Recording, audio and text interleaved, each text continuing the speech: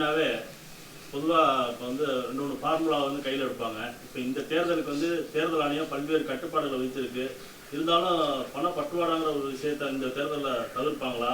அப்படி இருந்துச்சுன்னா தமிழக வெற்றி கழகம் அதை எப்படி எதிர்கொள்ளும்?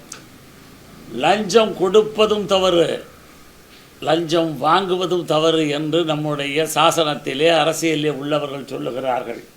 வாக்காளர்களை விலை கொடுத்து வாங்குவதற்கு நாங்கள் தயாரல்ல. எங்கள் இயக்கம் தோன்றியதற்கு பிறகுதான் இன்றைக்கு மக்களுக்கு 5000 ரூபாய் கூட வந்து கொண்டிருக்கிறது. ஏன் இன்னும் சொல்ல போனால் காலையிலே எழுந்து வீட்டினுடைய முதல் கதவை திறக்கின்ற பொழுது அண்டா குண்டா பாத்திரங்கள் எல்லாம் வைத்திருக்கிறார்கள் என்று சொன்னால் இவர்கள் மக்கள் மீது கொண்ட ஆசையால் வைத்திருக்கிறார்களா? விஜயின் மீது கொண்ட வெறுப்பை அவர்கள் உணர்ந்து எதிர்க்க வேண்டும் என்பதற்காக இலவச திட்டங்களை கொடுத்து கொண்டிருக்கிறார்கள். நாங்கள் மக்களை சந்திக்க வேண்டிய விதத்தில் நாங்கள் சந்திப்போம். களம் எப்படி இருக்குன்னு நினைக்கிறீங்க? அதிமுக வெஸ் திமுக வெஸ் தாவேக்கான்னு நினைக்கிறீங்களா, இல்ல 2 பேருக்கு தான் போட்டின்னு நினைக்கிறீங்களா? எந்த 2 கட்சிக்கு போட்டின்னு நினைக்கிறீங்க? ஏன்னா அவங்க கூட்டணி பேச்சுவார்த்தை அடுத்த கட்டத்தெல்லாம் போயிட்டு இருக்காங்க. இன்னும் தாவேக்கா ஒரு ஸ்ட்ரக்சருக்கு இன்னும் வரலன்னு. நாங்க ஏன் சார் கூட்டணியே வைக்கலையே சார்? நாங்க ஏன் சார் ஸ்ட்ரக்சரை பத்தி கவலைப்படணும்? நாங்க யார்கிட்டயுமே பேசலையே. 234 வேட்பாளர்களும் தயாராக இருக்காங்களா? 234 அல்ல, 23,400 வேட்பாளர் இருக்கிறார்கள்.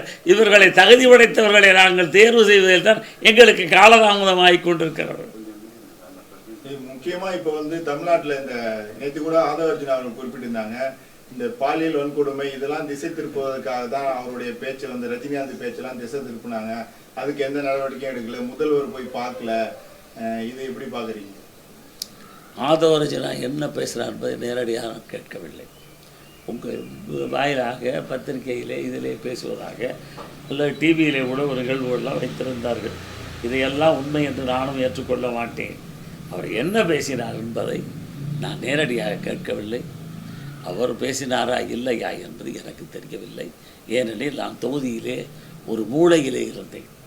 அதிமுகவுக்கு அதாவது என்டிஏ கூட்டணிக்கு தோல்வி பயம் அப்படிங்கிறது வந்தனாலதான் தாவேக்கா வந்து கூட்டணிக்கு வர மாதிரி இந்த பேச்செல்லாம் வருதா? யார் இதை வந்து இந்த மாதிரி பேச்சுவார்த்தை நடக்குதுன்னு சொல்றது? நீங்க இல்லைன்ட்டீங்க சார்லஸ். இது நீங்க தான் ஏன் சொல்றீங்க? நாங்க யாருக்கிட்ட கூட்டணி பேச எங்களுக்கு நேரமும் இல்லை, தேதியும் இல்லை, பேசவும் இல்லை. யாரு சார்? எங்கேயாவது பச்சை வாழை மட்டையை வெட்டி போட்டிருப்பார், அது வேண்டுமானால் புகைந்து கொண்டிருக்கலாமே தவிர இது தேக்கு மர தேகம். இது இங்கிருந்து நீங்கள் நெருப்பு போய் பார்க்க முடியாது, புகையையும் பார்க்க முடியாது. பிளே ஸ்டோர் மற்றும் ஆப் ஸ்டோரில் இருந்து பாலிமர் செயலியை QR கோடு மூலம் பதிவிறக்கம் செய்யுங்கள். செய்திகளை உடனுக்குடன் பெறுங்கள்.